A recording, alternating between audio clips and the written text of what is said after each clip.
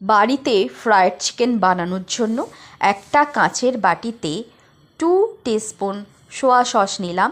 এরপর ওর মধ্যে একে একে 1 টেবিল স্পুন আদা বাটা, 2 টেবিল স্পুন রসুন বাটা, 2 টিস্পুন মিক্স হার্ব অ্যাড করলাম। এরপর ওর মধ্যে 1 টিস্পুন ব্ল্যাক পেপার পাউডার, যে যেমন ঝাল পছন্দ করে সেই মতো। আমি 1 teaspoon red chili powder add করেছি, দিয়ে স্বাদ মতো নুন দিয়ে ভালো করে মিশিয়ে ওর মধ্যে চিকেনের টুকরোগুলো দিয়ে প্রত্যেকটা মিশ্রণ চিকেনের গায়ে ভালো করে মাখিয়ে 4 ঘন্টার জন্য ঢাকা দিয়ে রেস্টে রেখে দিলাম। এরপর আলাদা একটা পাত্রে কিছুটা বাটার মিল্ক নিয়ে ওর মধ্যে গোটা একটা ডিম দিয়ে ভালো করে ফেটিয়ে একটা ব্যাটার তৈরি করে সাইডে রেখে দিলাম। ব্যাটারটা হয়ে গেলে আর একটা পাত্রে একটা চালুনিতে 1 কাপ ময়দা, 1 কাপ কর্নফ্লাওয়ার পাউডার নিয়ে ভালো করে চেলে নিলাম।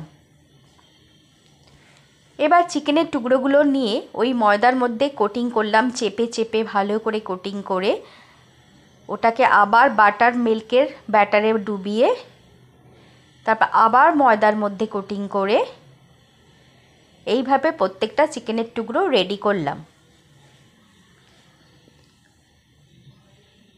এরমভাবে কোটিং করে একটা বাক্সতে ভরে ফ্রিজেও রেখে দেওয়া যায়, প্রয়োজন মতো বের করে ওটাকে আবার ভাজা যায় গরম গরম।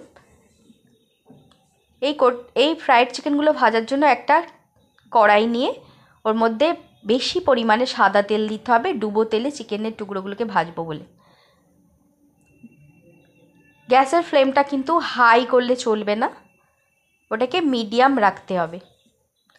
হাই হলে কি হয়, ভেতরটা কাঁচা থেকে যাবে, বাইরেটা লাল হয়ে যাবে, বেশি লাল হয়ে গেলে এবং পুড়েও যেতে পারে, তো ভেতরটা কাঁচাই থেকে যাবে। তাই মিডিয়াম আঁচে রেখে ওগুলোকে ধীরে ধীরে ভাজতে হবে। এইভাবে প্রত্যেকটা চিকেনের টুকরো আস্তে আস্তে ভেজে নেব। যখন সবগুলো ভাজা হয়ে যাবে একটা পাত্রে তুলে রেখে